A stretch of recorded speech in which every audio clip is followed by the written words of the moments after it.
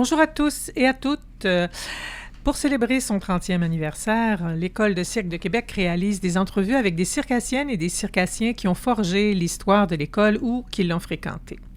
Des pédagogues, des artistes, des gestionnaires, des élèves, des animateurs ou animatrices témoignent de leur expérience, de leur appréciation, de leur contribution ou de leur parcours à l'École de cirque de Québec. Aujourd'hui, nous accueillons Geneviève Kerouac, qui a connu l'école à ses débuts et qui y enseigne encore aujourd'hui. Alors, Geneviève Kerouac, qui est-elle? Originaire de Sherbrooke, Geneviève Kerouac arrive à Québec à la fin des années 90 pour obtenir un bac en éducation physique. Auparavant formée en gymnastique artistique, elle rejoint le cirque Chaos pour son spectacle Chapiteau, où on la voit aux losanges aériens et aux sangles. Cette dernière discipline, à l'époque, était peu pratiquée par les femmes. D'abord embauchée comme entraîneur à l'École de cirque de Québec, elle y poursuit sa formation acrobatique jusqu'en 2000 et par la suite se perfectionne en art clownesque avec Francine Côté, René Bazinet, Soisy Kébert et Michel Dallaire. Depuis 2003, elle pratique professionnellement le swing. Alors, c'est une danse acrobatique, une des danses les plus acrobatiques au monde, on pourrait dire, dont elle devient championne du monde en 2005 et en 2007. Elle est professeure de Lindy Hop, de Charleston, de blues et de Balboa, ici au Québec, en Europe, en Australie et dans les Amériques. En 2008, elle cofonde le théâtre À Tempo, basé à Québec, qui produit des spectacles multidisciplinaires et dont elle est co-directrice artistique. Comme interprète, elle crée avec cette compagnie La Grande Étude, L'Oubliette et elle a mis en scène Concerto de bruit qui court, Swing Station, entre autres. Mentionnons que le spectacle Camping, créé par À Tempo et mis en scène par Geneviève en 2019, a fait l'objet de 450 représentations en Allemagne, sans compter celles au Québec. Plus récemment, Geneviève a mis en scène Action, une pièce acrobatico-clownesque qui a été présentée au Diamant de Québec en décembre 2024. Elle est actuellement conseillère artistique, metteur en scène et chorégraphe pour de nombreuses productions en cirque, musique et théâtre. Geneviève agit également comme conseillère artistique et responsable de la formation en art clownesque à l'École de cirque de Québec, qui est le sujet de notre entrevue aujourd'hui. Bonjour Geneviève. Bonjour. Alors, pour commencer, parlons cirque en général. Ton plus ancien souvenir de cirque, quel est-il? Ce que je me souviens du cirque, la fois que j'ai découvert le cirque, j'étais tout petite. Je devais avoir 4-5 ans peut-être, 5-6 ans. Le Cirque du Soleil, dans sa première version, sous son tout petit chapiteau, s'était posé dans le stationnement du Carrefour de l'Estrie à Sherbrooke. Je me rappelle encore, par terre, on voyait les lignes de stationnement, là, tu sais, quand on regardait par terre. Fait qu'on était vraiment dans les débuts avec les chapiteaux les plus de base, puis je pense même que le spectacle s'appelait Cirque du Soleil. Il n'y avait même pas de nom à son spectacle. J'ai été complètement fascinée. C'est la première fois que je voyais du cirque de ma vie, puis ça doit être de là que tout mon amour pour le cirque vient. Bon, dans ce temps-là, tu faisais de la gymnastique. Oui, et puis après, tu as voulu avoir un bac en éducation physique. Tu es venu ici à Québec. Quel a été ton premier contact avec l'école de cirque? Comment ça s'est passé? En fait, je suis partie de Sherbrooke pour m'en venir étudier au baccalauréat ici, à Québec, puis je me cherchais du travail, puis j'avais enseigné la gymnastique artistique dans des clubs de gymnastique, c'était ça ma formation, dans le fond, fait que je suis arrivée à Québec, puis je cherchais à coacher dans des clubs de gym. Mais les clubs de gym avaient pas besoin de coach à ce moment-là. C'était pas le temps de la crise de la main-d'œuvre, là, faut croire. Alors, ils m'ont envoyé. Les clubs de gym me disaient mais il y a l'école de cirque qui vient de se créer, là, qui cherche des entraîneurs, des coachs d'acrobatie. Fait que peut-être qu'ils te prendraient. Fait que là, OK, je vais aller voir là. Fait que là, je suis allée voir à l'école de cirque. Qui était où à ce moment-là? Qui était à Louis-Joliette. C'était même pas encore au pavillon de la jeunesse, là. Fait que ça, c'était là, on est en 97, là. Puis, je rentre là, puis c'est OK, là, je découvre le lieu qui, de base, est dans un club de gym. Fait que là, je reconnais les appareils de gym, je reconnais tout ça, mais en plus, au plafond, il y a des appareils étranges qui sont installés, comme des cerceaux aériens, puis des losanges, puis des cubes, puis des sangles, puis des tissus, puis toutes sortes d'affaires que wow, OK. Et ça m'a tellement plu, ça m'a tellement intriguée que, en plus de travailler pour l'école de cirque, parce qu'ils m'ont embauchée, je me suis inscrite à l'école pour commencer l'école de cirque, en fait. Fait que t'enseignais en même temps que t'apprenais. Oui, le cirque et aussi mon bac à l'université Laval. Donc, je faisais un petit peu 3 choses en même temps. Oui, ben c'est ça. Trois choses de front. Le bac, l'enseignement à l'école, puis l'apprentissage à l'époque, qu'est-ce que c'était le parcours d'une personne qui étudiait à l'école de cirque? Bon, c'est sûr que là, c'était pas structuré comme ce l'est présentement. On n'était pas du tout rendu au DEC, là. Le DEC, c'est relativement récent. C'était beaucoup de l'enseignement acrobatique, je dirais. On était plus on créait des numéros, on s'entraidait beaucoup. Les coachs étaient ceux avec qui on faisait des numéros des fois. En fait, c'était c'est Dominique Lacasse, dans le temps, qui était entraîneur-chef, en fait, puis qui avait fait des programmes pour... à chaque appareil avait un programme avec une progression pour apprendre les mouvements. Mais après ça, les créations de numéros, tout ça, on faisait ça par nous-mêmes. Là, on n'avait pas d'œil extérieur, vraiment. On n'avait pas de conseil artistique. On se prenait une musique, puis on créait un numéro avec les mouvements qu'on trouvait. Puis on était très autonomes, je dirais, mais en même temps, tout le monde s'entraidait énormément aussi. C'était comme une grande famille, en fait. OK, puis est-ce qu'il y avait des spécialités où les gens étaient polyvalents? Parce que là, toi, t'as fait du losange aérien, t'as fait des sangles, t'étais pas spécialisé. Ben peut-être en aérien, s'il y avait eu... Mais c'est ça. Je faisais plus d'aérien. Moi, au cirque, j'ai fait plus d'aérien. C'est sûr qu'au début, j'ai fait... j'arrivais de la gym, fait que j'ai fait beaucoup d'acrobatie de trampoline au début.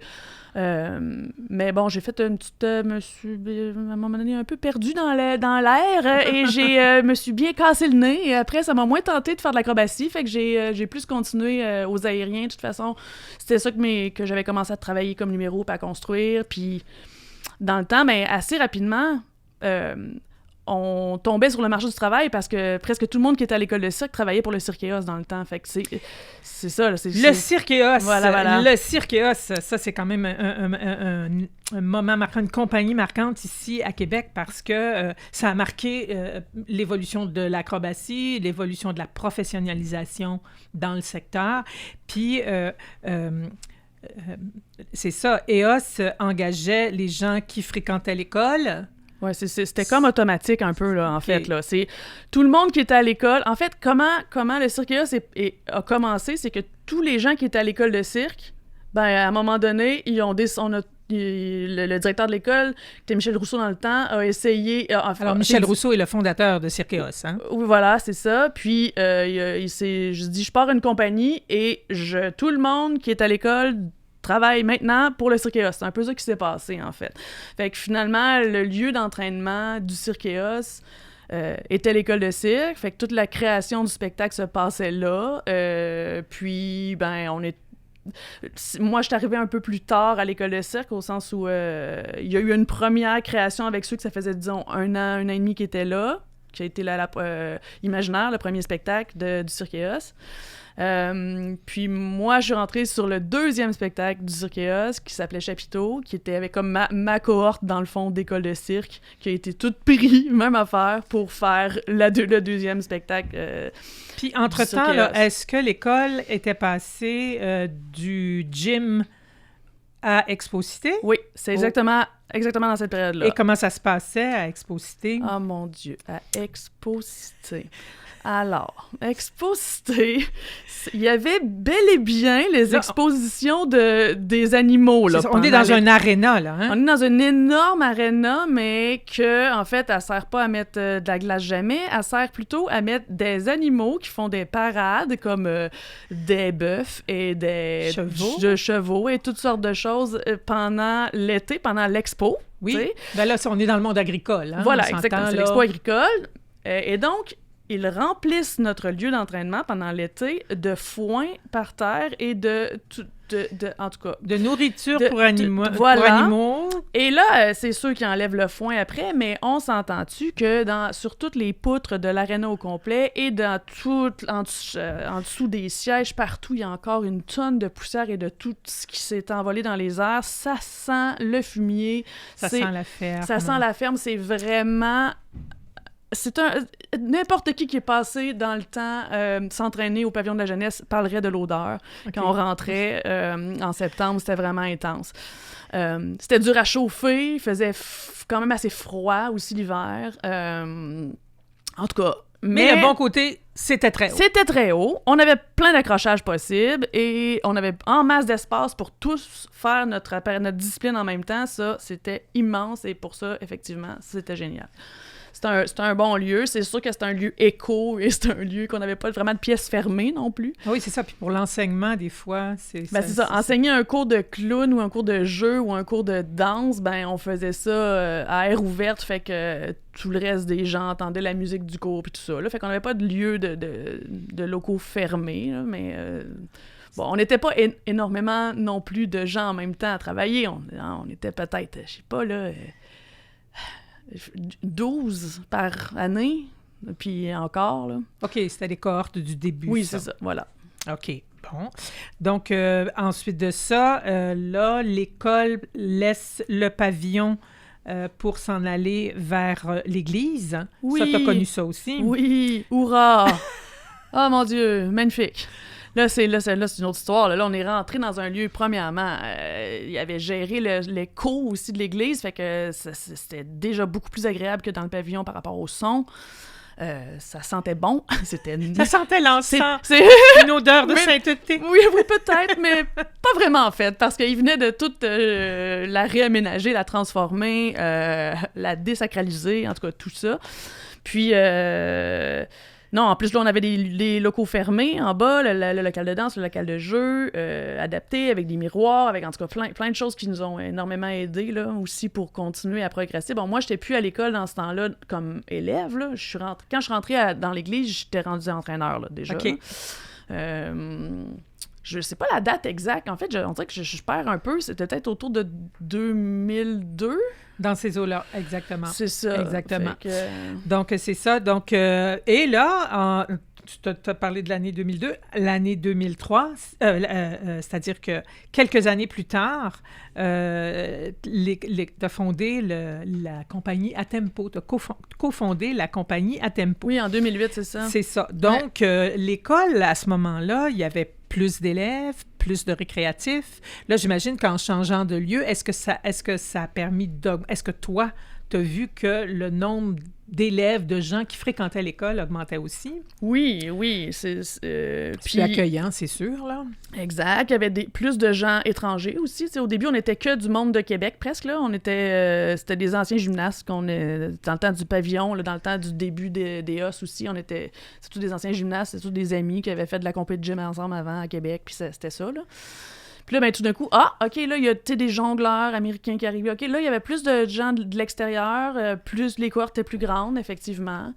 En formation professionnelle, par exemple, c'était un moment, avant que le DEC commence à l'école de cirque, en formation professionnelle, ils n'en prenaient pas beaucoup par année. C'est quelque chose comme 5 ou 6, j'ai pas le souvenir exact, là.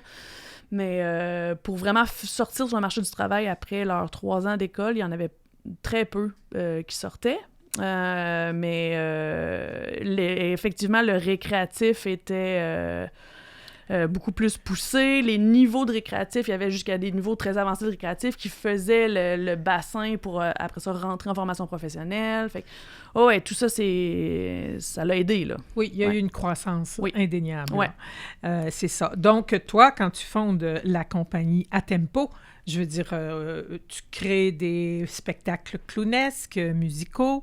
Tu as aussi la possibilité d'embaucher des gens d'école. Oui, exact. Ben, c'est sûr qu'au début, on a créé la compagnie avec les spectacles avec lesquels on a tourné. C'était plus nos spectacles à nous. Là. C'était nous les premiers artistes sur scène de nos créations. Puis là, on peut peut-être une petite parenthèse, parce que ça, c'est dans la recherche quelque chose que j'ai beaucoup aimé, c'est que vous avez créé un spectacle qui a été présenté à Rideau, puis qui a eu un gros succès. Ah oui, la grande étude, La incroyable. grande étude. Et c'est un peu ça qui a donné comme l'élan à la compagnie de façon inattendue. Complètement. Là. Nous, on a créé ce spectacle-là. Premièrement, ce spectacle-là, on l'a créé dans le cadre des fêtes du 400e. Puis qu'est-ce qu'il y avait dans le spectacle, la grande étude? Là, ça sortait d'une école? Non, mais la grande étude, c'était une étude scientifique. Une étude scientifique sur la réaction des humains à différents sons. Mais tout ça est clownesque, c'est pas du tout sérieux, là. Okay. Et on a nos deux scientifiques qui sont nos deux musiciens, qui sont Sylvain Hainaut, Renaud Labelle, Renaud Paquette, oui, dans le temps, qui jouaient nos scientifiques qui faisaient une étude sur nous trois, donc les fondateurs de la compagnie, qui sont Olivier Forêt, Benoît Lemay et moi-même. Et on était les trois clowns qui se faisaient analyser selon leurs réactions. Les réactions. En fait, ils nous donnaient des consignes. Ouvrez le tiroir numéro 1 et découvrez ce qu'il y a là-dedans. Et là, quand on sortait ça, ben là, on faisait de la petite musique puis toutes sortes de niaiseries avec ce qu'on trouvait. Puis c'était tout du matériel récupéré en plus.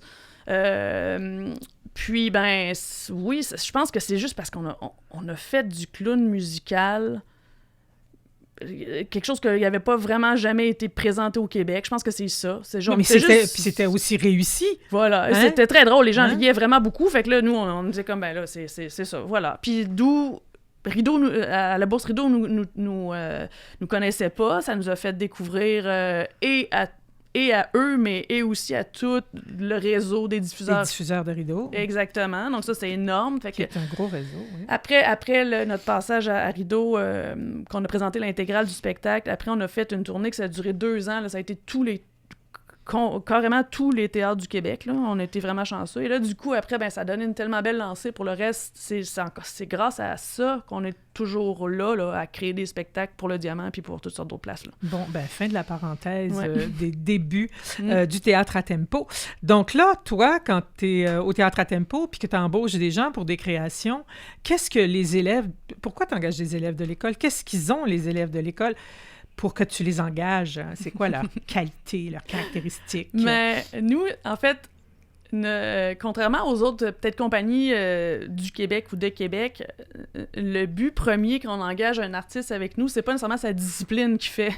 La discipline, on l'intègre dans le scénario du spectacle après. Le plus important, c'est qu'il soit très bon en jeu physique, encore mieux en jeu clownesque, et qu'il soit musicien. En tout cas, du moins qu'il sache faire du rythme de façon cohérente puis qu'il soit sur le beat. Encore mieux s'il sait jouer d'un instrument de musique, encore mieux s'il sait lire la musique. Fait que c'est plus important ça que le niveau acrobatique, le niveau dans sa discipline de cirque, sa discipline circassienne. C'est sûr qu'on va aller chercher du monde qui a un bon niveau aussi, mais... c'est primordial pour nous que ce soit des gens très bons en jeu physique puis au niveau musical. Polyvalent. Ouais, exactement. Fait que là, moi, quand j'étais à l'école de cirque puis que je vois les élèves passer, ben ceux que je sais qu'il y a ces 3 compétences-là rassemblées, il n'y en a pas des centaines, hein? Or donc, ben j'en vois un passer une fois par, 3 ans. Fait que ça prend un petit temps avant d'avoir un certain bassin là, d'artistes que je trouve que notre compagnie peut aller sélectionner parce qu'il remplit vraiment tous les critères. Là. Donc, toi, en étant à l'école, tu fais un peu du repérage. Je fais du repérage, exactement. C'est ça que je fais, mais je les laisse toujours... On s'est donné une petite mission, là, c'est que je les laisse toujours aller faire un peu leur premier essai dans d'autres compagnies ou ailleurs pour qu'ils sortent un peu de ce qu'on leur a donné comme enseignement, parce que je veux aussi qu'ils aient touché à d'autres choses que ce que moi ou mes collègues leur ont apporté, ou en tout cas. Puis après ça, ben quand ils ont fait 1 an ou 2 ou 3 ou 15 dans un autre théâtre, ben, ou dans une autre compagnie ou dans d'autres productions, ben là, c'est bon. Là, on les appelle et on souhaite qu'ils disent oui. Puis en général, ils disent oui. Bon. Tu as fait ta première mise en scène pour l'école en 2010. Ouais. Qu'est-ce que c'était? Ça s'appelait Passage forain. OK. C'était un spectacle. On n'avait pas beaucoup de budget. Fait que tous les décors, tous les accessoires du spectacle En fait, j'avais pas d'accessoires du spectacle. Fait que tout ce qu'on a utilisé, c'est des caisses de lait, des boîtes de lait. Là. Les fameuses caisses de lait. Caisses de lait. Qui servent à tout. Ben, c'est ça. Puis là, on construisait les décors avec les caisses de lait. Ça servait à faire à peu près tout. C'est la première fois aussi. Ça, est-ce que c'était le spectacle annuel? C'était un spectacle pour un événement? OK, donc le spectacle de fin d'année. Spectacle de fin d'année, okay. exactement. C'est dans le temps où il y avait 5 ou 6 finissants professionnels, là, je me rappelle plus du nom de cette formation. Programme? Oui, du programme avant que le DEC embarque, mais en tout cas, il sortait, disons, 6 élèves pros par année, puis il fallait qu'on les mette eux en valeur, puis tous les autres élèves de l'école supportaient les tableaux, tu sais, fait que c'est ça, voilà, fait que je faisais des numéros de groupe, des numéros solo, des numéros... Donc, passage forain. Passage forain, c'était parce que l'histoire, c'est que c'était des nomades, en fait, qui arrivaient puis qui s'installaient dans un lieu puis qui construisaient tout ce qu'ils avaient de besoin. Puis, en fait, la première image, c'est qu'ils arrivaient avec tout sur leur dos puis qu'ils déposaient tout puis qu'ils s'installaient, là. Fait que... ça avait lieu dans l'école? Dans l'école, ouais. Dans l'école même. Puis pendant que tu étais à l'école, est-ce que tu as participé à des activités qui avaient lieu à l'extérieur du pays? Ouais, ben je suis allée à Paris, au festival du Cirque de demain à Paris avec un groupe d'élèves. Mais là, c'est ça, je me souviens pas exactement quelle année. Mais c'était avec un groupe d'élèves qui avait été... C'était comme un spécial Québec, là. C'était... Paris faisait une édition spéciale pour les artistes québécois. C'était la première... Ah, c'était l'année où est-ce que Daniel Cyr a présenté sa roussire pour la première fois. Okay. C'est l'univers découvrait la roussire, là. 2009 peut-être, non, mais je vais essayer de le trouver. Ouais, c'est ça, c'est peut-être même avant ça. Mais en tout cas, tout ça pour dire que on est allé avec une gang d'élèves qui avaient fait une présentation spéciale. Puis moi, je les accompagnais comme coach. Puis c'est ça, c'était une très belle expérience, là. Il a fallu qu'on crée un numéro qu'on a présenté là. C'était dans le lieu là-bas qui était super impressionnant. Pour les élèves, je me rappelle, les élèves étaient quand même assez C'était le Cirque Phénix. Oui, c'est ça, là, c'était impressionnant là, comme espace.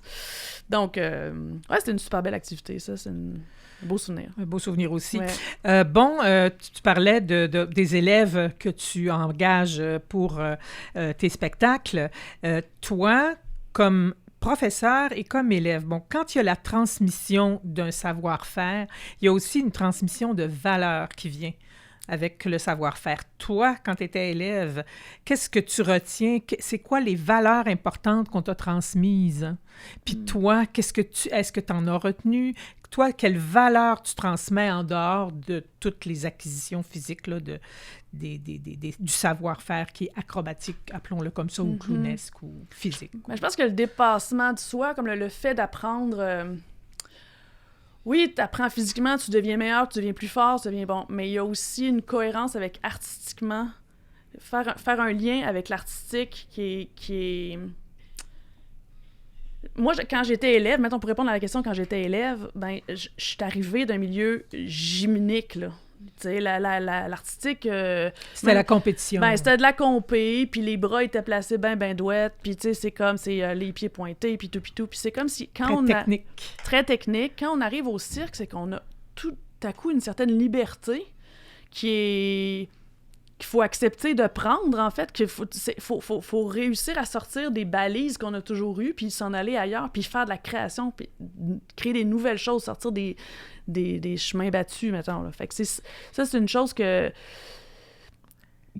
je me souviens qu'à l'école, enfin, je peux créer ce que j'ai dans ma tête, n'importe quoi, j'ai le droit de faire tout ce que je veux. En fait, il n'y a pas vraiment de limite, là, tu sais. Puis ça, j'ai trouvé ça fantastique. Puis c'est ce que j'essaye aussi de passer à mes élèves maintenant, c'est comme... T'as des idées, même si elle est la plus folle, dis-moi là, on va voir. T'sais, parce qu'en conseil artistique, c'est ce que je fais, là. J'essaie d'accompagner les élèves à la création de leur numéro de la première année à leur 3e année. Fait qu'ils sortent avec le numéro qu'on a travaillé ensemble pendant 3 ans, puis ils sortent sur le marché du travail avec ce numéro-là. Mais c'est ce qui est fantastique dans les arts, là, c'est que tu peux toujours créer des nouvelles affaires, puis avec chaque élève, ben,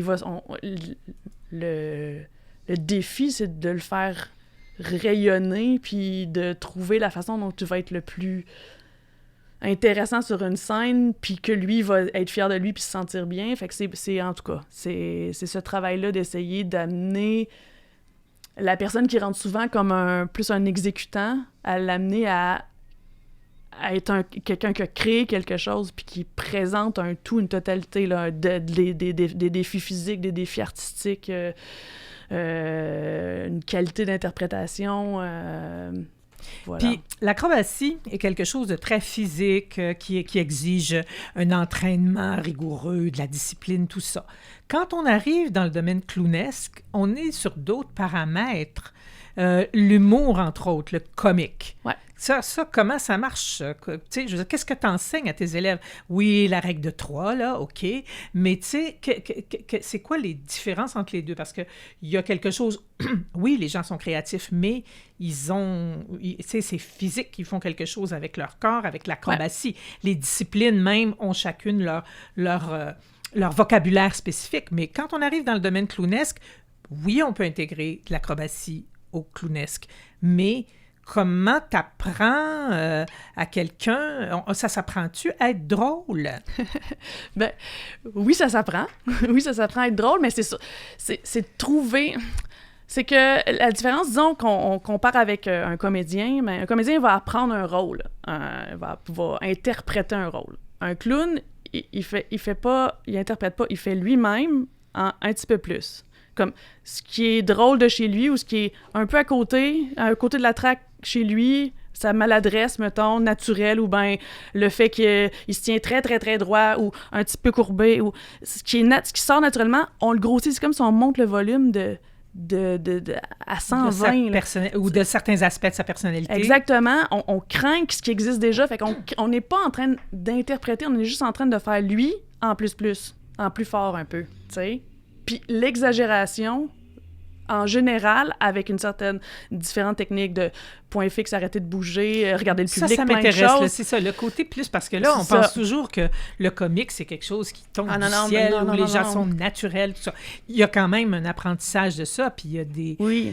Oui, puis aussi, quelque chose de particulier avec l'art clownesque, c'est que quand tu es en apprentissage, je veux dire, oui, ton coach, oui, ton prof, mais pas de public. Tu sais, il y a cette caractéristique-là aussi avec l'art clownesque. Tu sais, ça prend quelqu'un pour savoir s'il y a quelqu'un en face de toi qui va rire de toi. Exactement. De ce que t'as fait. C'est la raison pour laquelle les cours de clown à l'école sont toujours avec un groupe. On peut pas commencer à apprendre l'art clownesque sans être dans un groupe, là. C'est ben trop difficile, là. Ça peut pas être juste ton prof qui est en avant de toi à te dire ça va marcher ou ça va pas marcher. Il faut que tu apprennes à écouter les rires du public. Puis le clown, c'est une conversation, c'est un dialogue avec le public constant. Il n'y a pas de quatrième mur en clown. Le public est là. Le public est là, devant toi, puis tu veux à tout prix te faire aimer. T'sais, le clown veut se faire aimer du public, c'est comme ça, là. C'est de faire de son mieux pour... Un dépendant socio-affectif? Un petit peu. Mais tu sais, on est dans un clown, c'est un peu comme ton toi-même quand t'avais 6 ans, puis qui essaie de... moins parfois. Ouais, puis qui essaie de faire super plaisir à sa maîtresse, là, tu sais. Okay. Ça ressemble à ça, là. Puis qui a peur du directeur, là, tu sais, le clown plus autoritaire, tu sais. Fait que c'est un peu... c'est un peu revenir dans l'enfance, puis c'est ça, monter le volume de ça. Fait que l'amplifier. OK, bon, alors là, l'occasion est trop belle, on parle de clowns. C'est ça, les clowns traditionnels, hein, viennent par paire en général, ouais. Auguste, le clown blanc. Ouais. Puis maintenant, comment ça a évolué d'abord, il y a un clown tout seul ou un clown à deux. Et puis la perception du clown, la façon dont les gens travaillent le clown, qu'on appelle parfois personnage de lien, hein? Qui est là pour faire le lien entre deux autres numéros. Comment toi, tu as vu évoluer ça de ce que tu en connais, des clowns plus traditionnels par rapport à ce que les gens font maintenant? Ben, je dirais... les compagnies qui travaillent plus en art clownesque, qui choisissent une voie aussi, tu sais. Si je pense à mes collègues... à Montréal, les Foutecourt, qui a une acrobatique. Ouais, ben Jean-Félix, c'est un des élèves, ça a été un de mes élèves à moi d'ailleurs. Puis eux, ils sont restés dans quand même le traditionnel du clown, le rapport traditionnel du clown avec le clown avec le nez rouge, avec ils sont proches du clown russe. Alors que il y a d'autres compagnies comme la nôtre Ben, nous, on n'a pas de nez d'en face. On est... Ou l'aubergine. Ou l'aubergine. Des fois, ils en ont, des fois, ils n'en ont pas. L'aubergine, ça dépend. Ça dépend, ouais. C'est ça. Fait que je dirais, ça dépend de chaque compagnie, comment ils veulent aborder ça, mais on essaye quand même de faire lâcher la conception aux gens que... On n'est pas tous Ronald McDonald, là. T'sais, on n'a pas tous les gros cheveux avec les gros souliers puis le gros nez, puis on n'est pas tous avec des ballons. Plein là. de couleurs, ouais. Puis ces clowns-là sont bien corrects, mais il y en a plein d'autres sortes. Puis c'est ça qu'il faut qu'on essaye, en fait, de faire découvrir. Pour que les gens choisissent. Voilà, plus il y a de variété, plus ton choix est pertinent parce que ça correspond. Il y a différentes sortes de danse, mais il y a différentes sortes de clowns. C'est ça. Puis comme le clown correspond à l'individu, comme tu l'expliquais, à la personnalité de chaque interprète, de chaque clown, ben c'est important qu'il y ait un éventail pour choisir quelque chose qui lui correspond. Hein? Exact. Toi, actuellement, là, bon, tu vois, tu as vu l'école évoluer au niveau des élèves, au niveau de l'enseignement. Ce serait quoi la grosse différence pour toi entre les débuts de l'école puis où elle est rendue maintenant? Ben là, déjà, la formation collégiale, ça a joué énormément, là, au sens où on est rentré dans un programme qui est beaucoup plus... avec des objectifs beaucoup plus clairs, avec un suivi beaucoup plus clair entre les entraîneurs et leurs élèves, avec des retours précis aussi, des évaluations, des retours précis aux élèves qui les aident à avoir du feedback sur eux puis avoir des objectifs à remplir à plus long terme. Tout est beaucoup plus structuré. Tout est beaucoup plus organisé, tout est... Puis les effets de ça sur l'art, ce serait quoi? Les effets sur l'art... Ben, c'est sûr que je dirais que le niveau autant artistique qu'acrobatique que technique a quand même augmenté parce que le chemin pour y arriver est comme plus organisé et meilleur, selon moi. Après, il y a aussi que l'artiste, l'élève qui sort est pas juste un acrobate ou un sportif acrobate, il devient un artiste complet avec une formation en danse, une formation en jeu, une formation en clown, une formation... Il acquiert une culture, autrement dit. Exactement, puis il apprend aussi à intégrer tout ça en une seule chose, mélanger l'acrobatie, le mouvement, son corps, ce qui est difficile physiquement, avec l'interprétation de ce qu'il veut exprimer au public, ce qu'il veut partager au public. Donc, on est vraiment... Ouais, je pense que c'est passé du sport à l'art. Bien ramassé, voilà. bien résumé. Puis est-ce que tu as remarqué qu'il y a des thèmes dans les créations des élèves, des finissants, des artistes qui ont changé ou qui ont évolué au fil du temps? Ou... Ah, ben, c'est sûr qu'il y a des modes, là. Oui, les modes. Mais disons qu'une chose est sûre, c'est que dans mon temps, quand j'étais plus jeune, quand moi j'étais à l'école, tout ça, on sortait avec... des costumes très élaborés qui étaient proches de ceux du Cirque du Soleil, avec des costumes bien lycra, tout bien, avec des conceptions de toutes sortes de couleurs, avec des maquillages incroyables puis des coiffures incroyables. Là, on était tous on essayait d'un peu de faire Cirque du Soleil dans notre look, là. Puis maintenant, c'est plus du tout ça. Là, les artistes sont plutôt habillés presque comme quand ils vont s'entraîner, là. On est... Tenue de ville ou tenue... C'est ça. Ou tous les jours. Assez simple, de tous les jours. Pas vraiment de maquillage. On n'est plus dans du lycra, proche du corps, collé, en tout cas, plus rarement. Bref...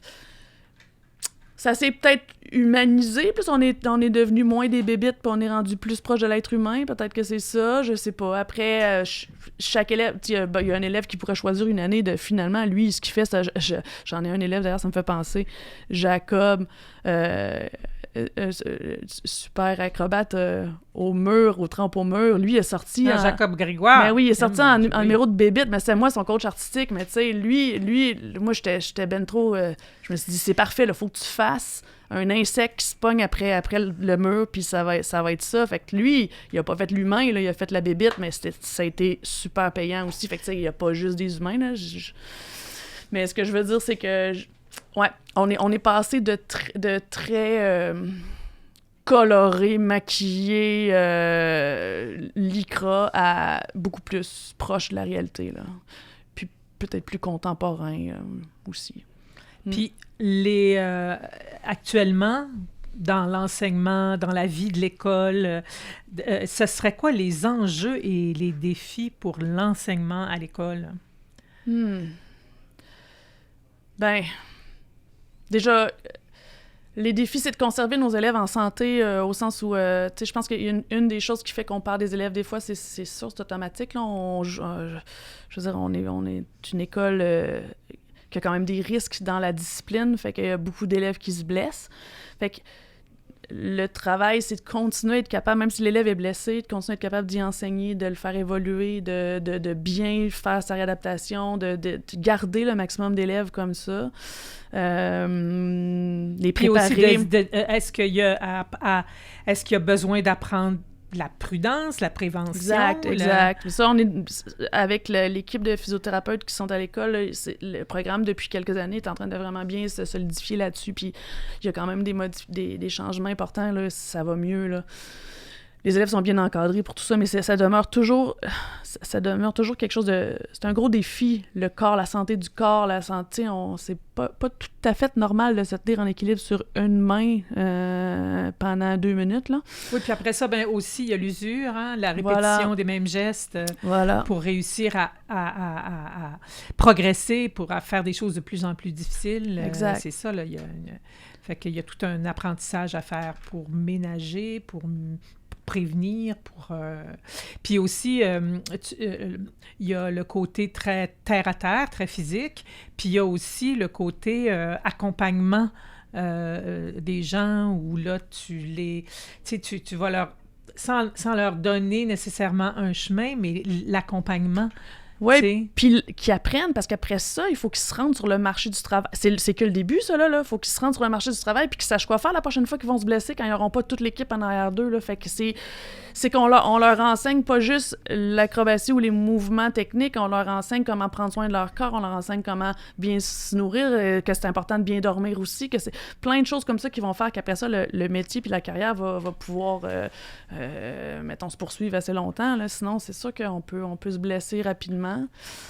Puis il y a l'accompagnement créatif aussi pour ce qui est de la création. Même chose. Ils vont savoir comment faire, ils vont savoir que ça prend un certain temps, une certaine période de création. Après ça, il faut faire certains tests. Après ça, il faut le tester devant du public. Après ça, les étapes d'une création, ils vont savoir quoi faire parce qu'ils sont passés au travers à l'école. Mais c'est sûr que sinon, un autre défi, mettons, de l'école, ça pourrait être...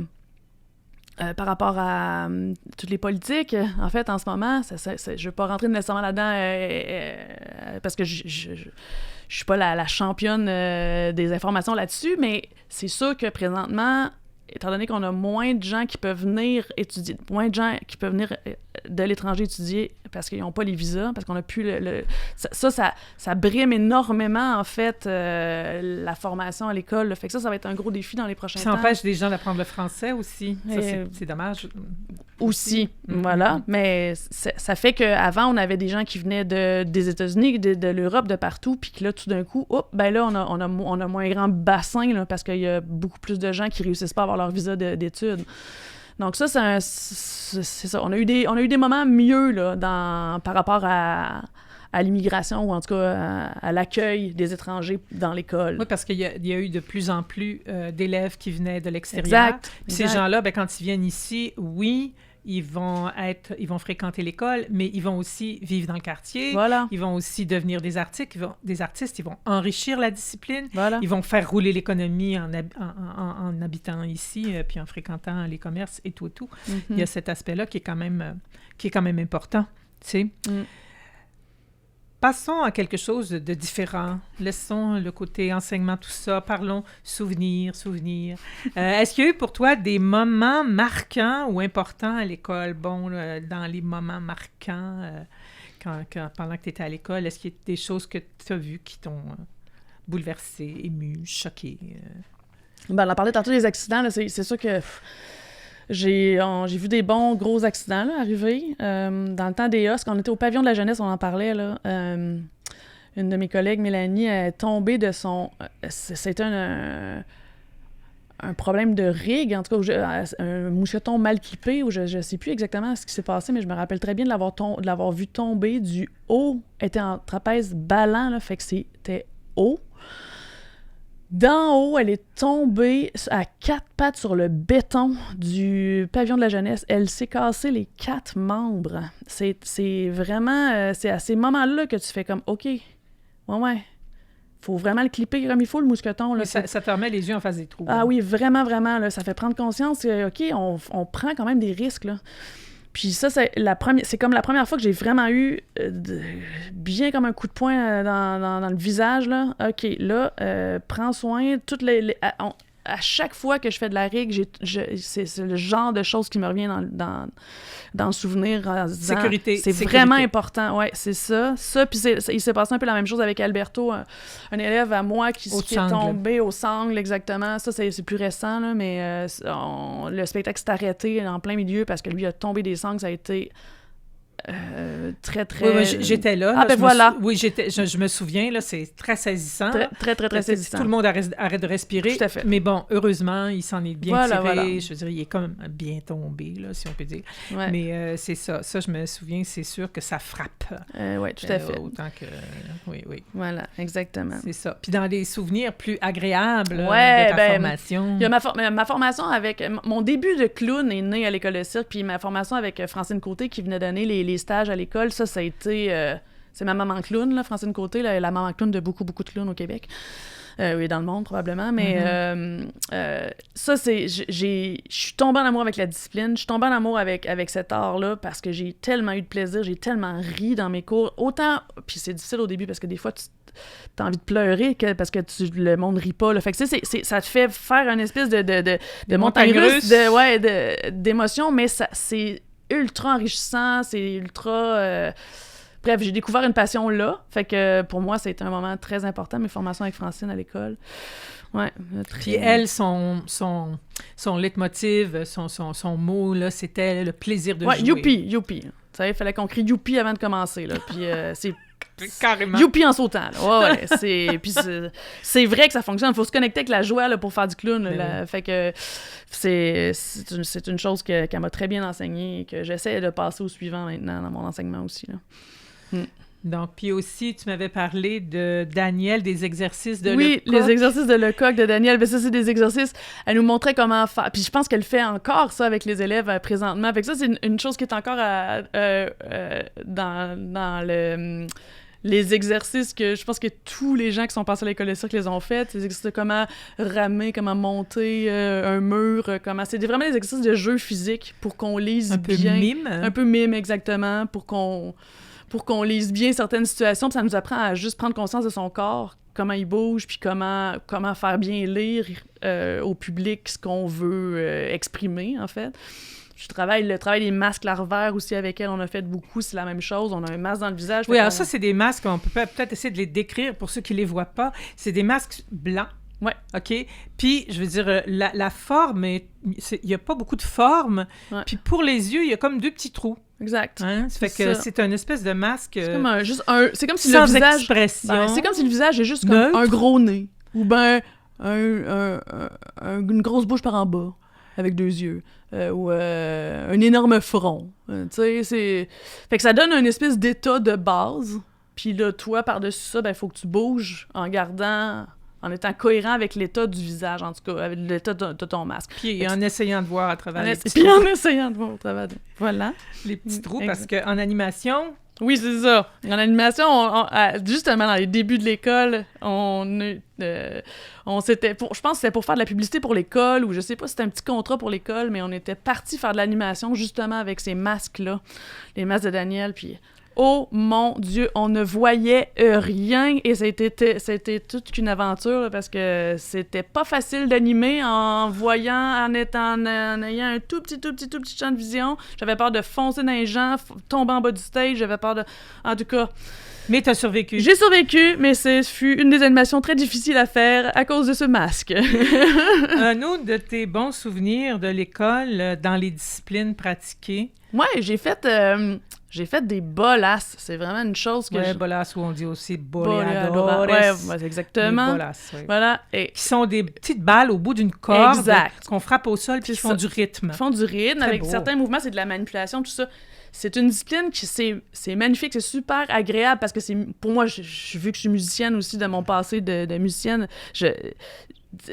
c'est comme avec une discipline de manipulation comme de la jonglerie. En plus, je fais de la musique. Fait que pour moi, c'était super. Bon, par contre, jusqu'au moment où tu reçois une des boules dans le front, ça, c'est... Avant ça, tout est beau. Oui, c'est ça. C'est une discipline qui peut être dangereuse, elle aussi, parce que tu peux avoir beaucoup de bleu à cause des bolasses. C'est très intense. Mais ça reste que ça devient très agréable quand tu réussis à créer un numéro qui est aussi musical parce que tu fais comme percussion au sol, là. Fait que, en tout cas, moi, c'est une des choses que j'ai découvertes après. J'en ai plus refaites. J'en ai fait que quand j'étais à l'école, en fait. J'en ai plus fait après dans ma carrière professionnelle. Fait que c'est vraiment un souvenir d'école. Fait qu'en fait, là, tu sais, j'allais te demander, oui, en tant qu'élève, qu'est-ce qui t'est resté, qui te sert dans ton métier? Mais étant donné qu'en même temps que tu étais élève, en même temps tu faisais ta formation, je veux dire, est-ce qu'il y a des choses dans l'enseignement que tu as eu à l'école qui te servent de façon plus forte dans ton travail? Ou parce que là, c'est pas mal... Toi, t'es multidisciplinaire. Oui, c'est là. ça. Tout est un peu entremêlé, mais... c'est sûr que la création de numéros est venue depuis le début. On était tellement autonomes au début à créer nos numéros qu'on s'est fait notre propre... Je me suis créé ma propre façon de créer des numéros ou des spectacles ou un enchaînement de 3-4 numéros. Mais... mine de rien, c'est encore un peu la même technique et la même formule que j'utilise pour créer des shows présentement. Ça, c'est ma façon à moi d'écrire des shows comme metteur en scène ou comme conceptrice de spectacle. Là. Ça m'a fait développer ma façon d'écrire un spectacle, en fait, dès le début, là, dans les premiers numéros que moi j'ai créés à l'école de cirque. Là. Fait que c'est comme... ça m'a fait, on dirait... organiser la façon que je travaille encore maintenant à l'époque. T'sais. Puis parce qu'il n'y a pas de cours ou d'école de comment devenir un metteur en scène. Là. Chacun a sa façon. C'est super personnel, en fait, comment on crée un show. Puis après ça, comment on le passe à ses artistes. Fait que ça m'a aidé à faire ça. Ça c'est très personnel, mais c'est une chose qui... ouais. OK. Puis là, bon, parlant de personnel, là, tu as fait action. Oui. Puis qu'est-ce qui s'en vient pour toi là, dans tes projets personnels? Ben là, on termine cette semaine le spectacle Combat qui est présenté dans le hall du musée de la civilisation. C'est gratuit en plus. OK. Ouais, c'est pendant toute la semaine de relâche et jusqu'à dimanche. OK. C'est 2 spectacles par jour, midi et demi, 2 heures. OK. C'est des spectacles, c'est avec d'ailleurs 2 anciens élèves de l'école. OK. Santiago puis Augustin avec là c'est Sylvain Hainaut en fait qui était dans la grande étude avec nous qui fait le musicien de ce spectacle-là. C'est des spectacles d'une demi-heure. C'est gratuit en plus. Fait que c'est ça. C'était en lien avec... c'est une commande du musée qui était en lien avec leur exposition sur la lutte. Fait que voilà. Oui, la lutte. La lutte. Et... non, parce que je vais faire une petite parenthèse. C'est que si vous aimez l'entrevue, si vous voulez en savoir plus sur Geneviève, Geneviève a fait une entrevue qu'on retrouve sur le site du Diamant. Et c'est une entrevue en parallèle. Geneviève avec un lutteur... dont j'ai oublié le nom. En tout cas, ce lutteur-là. Alors, les deux parlent respectivement de leur métier et de la théâtralité, hein, soit au cirque ou soit dans la lutte. Alors ça, allez sur le site du Diamant si vous avez envie d'écouter cette entrevue-là. C'est vraiment intéressant de voir, c'est ça, le côté théâtral, le côté mise en scène de la lutte et du métier de Geneviève aussi. Là, c'est ça. Qu'est-ce que pour terminer, si on veut, qu'est-ce que tu souhaites à l'école pour l'avenir? Qu'est-ce que tu souhaites ou qu'est-ce que tu aimerais que l'école devienne? Parce que c'est deux choses. Ben, j'aimerais ça qu'elle continue puis qu'elle devienne une référence un peu partout dans le monde.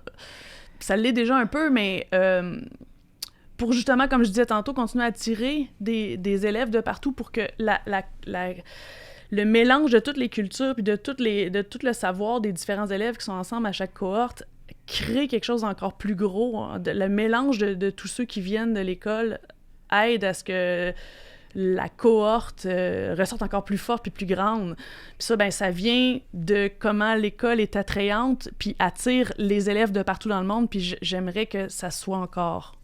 Ben, que ça continue, en fait, à grandir comme ça pour attirer toujours de plus en plus de gens. Puis de plus en plus de gens de grand niveau, finalement. J'aimerais aussi qu'elle soit reconnue pour une école qui écoute l'élève beaucoup aussi, qui le laisse créer, qui il est, qu'est-ce qu'il a envie de devenir comme artiste, qu'il ne le mette pas dans un moule, puis on le fait déjà pas, mais je veux que ça continue comme ça, en fait. Ça, je trouve ça super important. Fait que, c'est ça.